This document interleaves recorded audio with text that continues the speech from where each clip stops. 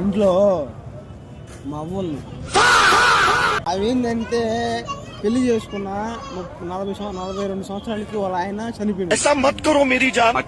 అవి ఏంటంటే రోజు రాత్రిళ్ళు మంచం మీద పనుకుంటే దొల్లాడుతా ఉంది. అరే నీ అబ్బా ఎంతైనా నేను మనవుండు కదా, నేను ఎంతైనా మనవుండు కదా, ఆయన చూసుకోవాలి కదా. నేను ఆమె బాగాలేకపోతే రోజు మంచం మీద దొల్లాడుతూ ఉంది. కానీ ఆమె బాగా ఆస్తి ఉంది, లేవు పొలాలు నగల గేవలు ఉన్నాయి మా అమ్మాయి కదా ఎంతైనా. కానీ ఆమె ఆస్తి నాకు తెలిసిన ఎంత ఉందో. ఆమెను చూసుకునే ఒక పెద్ద మనిషి, పెద్ద ఆయన కావాలి. అర్థమైందా? మంచి వయసులో ఉన్నది, మంచి ఆస్తి ఉంది. ఒకవేళ వెళ్ళి చేసుకున్నా కానీ డబ్బులు ఇస్తుంది. ఆమె డబ్బులు ఇస్తే కట్నం ఇస్తుంది, ఇంకా ఆస్తి అంతా ఇంకా ఆయనదే అవుతుంది.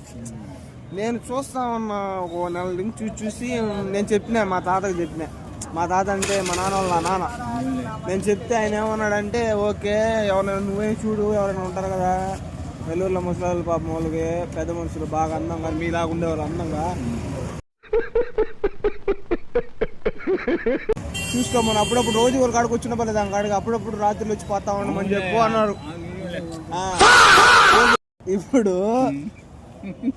ఒక పెద్ద ఆయన కావాలా, మీరు మంచి ఆస్తి బాగుంది. నేను వాళ్ళు మనవాడిని ఏడే జేజేపేటలో ఉంటదా, జేజేపేట ఏం లే, అప్పుడప్పుడు వచ్చి పోతా ఉంటుంది. మా మంచి చెడ్డ చూసుకోవడానికి రాత్రిలో అప్పుడప్పుడు వచ్చి ఉదయాన్న కనపడేసి మీరు మీ పని మీరు పోతా ఉన్నాడు. ఇంకా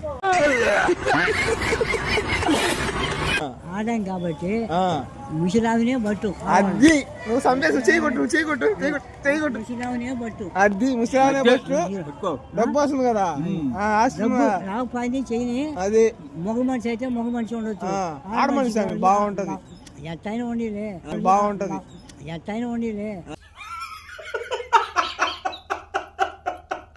మనకు దానికి సమస్య కాదు. ఆడ మనిషి ఉండాలి, అది మాట్లాడితే మాట్లాడుకుంటాం. మనం ఇప్పుడు ఆడ మనిషి వస్తే ఎవరితో మాట్లాడుతున్నాం, ముసలాడికి అయితే